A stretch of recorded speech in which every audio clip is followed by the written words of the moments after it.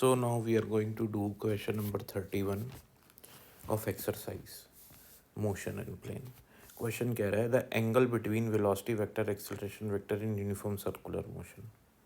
देखो uniform circular motion में क्या होता है, अगर किसी बॉडी की स्पीड 2 मीटर पर सेकंड है तो वो हमेशा हर पॉइंट पे उसकी स्पीड 2 मीटर पर सेकंड ही रहेगी थ्रू आउट द मोशन।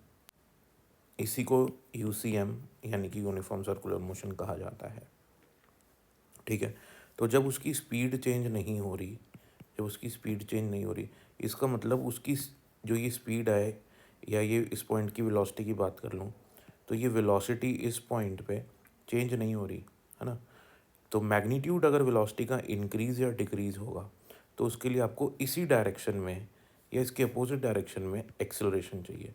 उसी एक्सेलरेशन को हम टेंजेंशियल एक्सेलरेशन कहते हैं।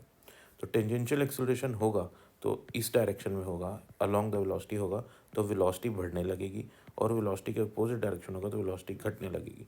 तो क्योंकि यूनिफॉर्म सर्कुलर मोशन है तो स्पीड चेंज नहीं हो रही, यानी कि वेलोसिटी का मैग्नीट्यूड नहीं बढ़ रहा नहीं घट रहा, तो इसका मतलब टेंजेंशियल एक्सेलरेशन है ही नहीं। इसका मतलब यहाँ पे सिर्फ एक ही एक्सेलरेशन है जो कि है सेंट्रीपिटल एक्सेलरेशन। ठीक है, तो इसीलिए the angle between velocity vector and acceleration vector in uniform circular motion. अब सेंट्रीपिटल एक्सेलरेशन तो हमेशा सेंटर की तरफ रहेगा और वेलोसिटी हमेशा इसके सर्कुलर पाथ के टेंजेंशियल रहेगी, तो दोनों के बीच में हमेशा एंगल क्या रहेगा, 90 डिग्री का, है ना। तो चाहे कोई भी पॉइंट हो, हमेशा दोनों के बीच में एक्सेलरेशन 90 डिग्री, जो एंगल है वो 90 डिग्री का रहेगा। लेकिन अगर ये यूनिफॉर्म सर्कुलर मोशन नहीं होता, है ना, तो सेंट्रीपिटल एक्सेलरेशन भी होता और टेंजेंशियल एक्सेलरेशन भी होता, तो एक नेट एक्सेलरेशन आता।